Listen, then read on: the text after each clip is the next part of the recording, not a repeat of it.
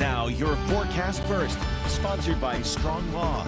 Schedule a free consultation at stronglawoffices.com. 35 in Peoria on our Paradise camera.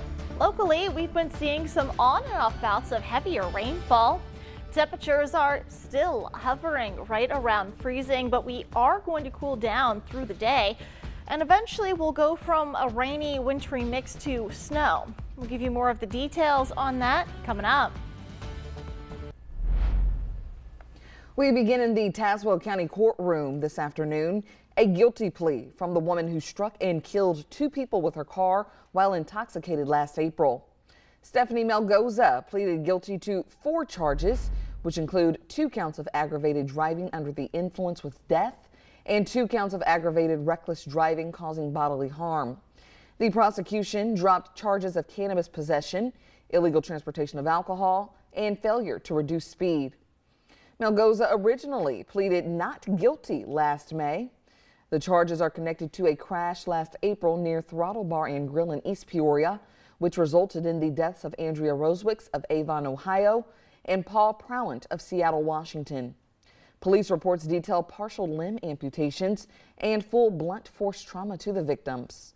Melgoza's attorney says she decided to plead guilty because she is remorseful for her actions. We thought it was more prudent for her to admit that she was in the wrong and accept responsibility for what occurred here rather than being defiant. Sentencing is set for April 27th. Melgoza faces a sentence of 6 to 28 years, but Sullivan says the court does have discretion to impose probation. And also in the courtroom, 3 teenagers facing first-degree murder charges connected to an alleged 2021 murder-for-hire plot in rural Mackinac. 50-year-old Rebecca Bolin was shot and killed in her home in Mackinac in October 2021. Her husband, Douglas, also was shot but survived. Prosecutors say an underage girl offered money to 20-year-old Sage Raber, 20-year-old Nathaniel Maloney, and 18-year-old Andre Street to kill her parents. Street is facing additional charges as prosecutors allege he fired the gun causing Bolin's death. The minor is also facing murder charges in juvenile court. Raber, Maloney, and Street are due back in court on April 13th. In the Lake County courtroom, the father of the Highland Park, Illinois mass shooting suspect is due in court today after being indicted on reckless conduct charges. Robert Cremo Jr. will be arraigned on 7 counts. Prosecutors say he helped his son get a gun license despite previous violent threats. Cremo's attorney has called those charges baseless after his client's arrest in December. In a statement, Lake County State's attorney says prosecutors will continue to seek justice for the victims. In an update, the New York Times reports the senior American officials believe the Chinese spy balloon had specific targets. They reportedly believe it left southern China in late January so it could conduct surveillance over U.S. military bases in Guam and Hawaii. But the balloon was blown off course to Alaska, Canada, and the U.S. mainland. Officials say the balloon was equipped with self-destruct function that was not activated. China has insisted the balloon was for weather purposes. U.S. officials say the 3 other unidentified flying objects that were shot down were unlikely to be surveillance devices. Taking a look around Illinois, the Chicago Department of Aviation responding after pictures of homeless encampments at OHare Airport have been widely shared on social media. Reports of people taking refuge inside OHare have increased, and city officials say there's just not enough shelter beds to meet the growing need. In a statement, the Department of Aviation said it's common for people to seek refuge at OHare in the winter months. They also said they work with social service agencies and other city departments to connect them to resources. From our Capitol Newsroom, a large portion of the governor's State of the State address yesterday was fixated on the state's budget. Here were some of the key points he touched on. Illinois passing the $1 trillion threshold, a $100 million direct investment into state universities and community colleges, $10 million going towards minority-owned businesses, and a $50 million increase in temporary assistance for needy families or for basic necessities. Even though the state's financial situation has improved, a budget increase by $3 billion is causing some concerns. Our Capitol Bureau Chief Cole Hankey has a closer look at how these funds will help and resources being allocated to other things in the state. Governor Pritzker presented a lot of big ideas. I propose we raise our direct investment in them by $100 million. I am proud to unveil Home Illinois, a plan with a goal to invest $50 million this year into prevention. It's called Smart Start Illinois, and it will make our state the best place in the nation to raise young children. But all of that comes with a big price tag, and Republicans are not happy about it. I think we need to be honest about why we're in the position we're in. We're seeing increased revenues due to historic inflation, which at some point is going to end. And I just worry that we continue to obligate ourselves for more and more program spending. The governor's Office of Management and Budget is projecting revenue drops next year.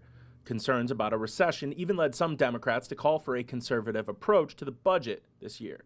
Republicans are saying that revenue drop-off could be so bad the state will need to increase taxes to pay for these programs. This is literally setting us up for a tax increase when the economy inevitably fails. But the governor insists, even with lower revenue projections, big projects like universal pre-K and increased MAP grant funding are still doable.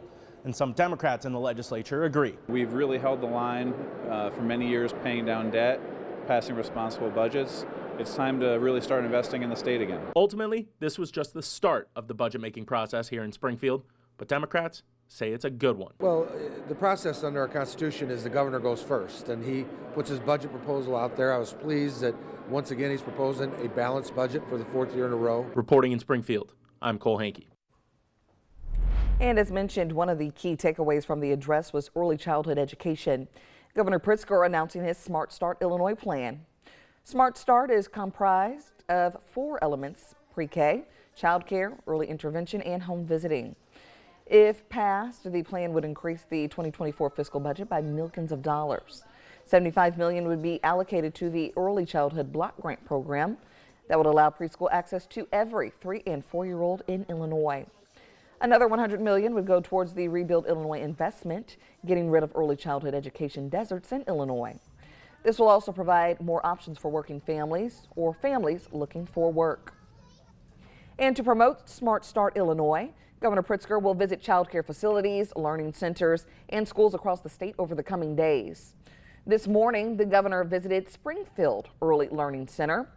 And at 12:45, Pritzker will be in East St. Louis to visit at Vivian D. Adams Early Childhood Center. And he will conclude the day at Sparrow Family Services in Mount Vernon at 3 p.m. For more on Governor Pritzker's State of the State address, you can head over to our website, that's ciproud.com. Turning now to a crime alert, Peoria police are looking for the person who shot a man near West Ann Street in South Madison Park Terrace. It happened just before 5 last night. Police say a man was walking down an alley when someone shot him in the hip area. Neighbors in the area called police, and the man was taken to a local hospital with non-life-threatening injuries. Police say he wasn't able to describe the shooter. Therefore, they have no suspect information at this time. This is an ongoing investigation. In a developing story in the Twin Cities, Illinois State University's president has stepped down. President Terry Goss-Kinsey resigned on Tuesday, according to the Board of Trustees. The board will vote tomorrow to accept her resignation at a regularly scheduled meeting. Pending the board's approval, the interim president will be vice president for academic affairs and provost. Goss-Kinsey was appointed in May 2021 as the university's 20th president. In a follow-up, there are new efforts to keep the Peoria Rivermen at the Civic Center. After months of will they or won't they stay, one councilman is said to be making plans for the latter. WMBD's Durante Matthews has those details. For more than 40 years, the Peoria Rivermen has been an attraction in the city. But recent rumors of the team leaving the city have been a huge blow to both fans and management, as the team isn't contracted beyond the current season. We've been here for 40 years. We want to make sure we're here for another 40 years. The idea is there are 2 big barriers standing in the way of the hockey team staying at the Peoria Civic Center for future seasons. 1, a renewed lease, and 2, a repaired ice plant for the center. But recent reports quote Peoria's 5th District City Councilman Dennis Sear saying that a deal is happening to provide funding and help the center pay for renovations, including funds to repair the ice plant. Emily Hageman, the wife of the captain of the Rivermen, confirmed that Sear has been working behind the scenes to help the Rivermen. He got us the money that we needed to pay for the ice plant. He got that given to the Civic Center with the stipulation that the ice plant needed to be taken care of, which was huge. But again, it is extremely, extremely important that the contract gets signed. Hageman says a signed contract for the Rivermen is the real goal and what they truly need to secure the team here. When asked for comment on the Rivermen's future, representatives with the Peoria Civic Center sent out this statement. The authority continues to analyze the capital needs and programming opportunities at the Civic Center and engage in discussions with stakeholders. In Peoria, Durante Matthews, WMBD News.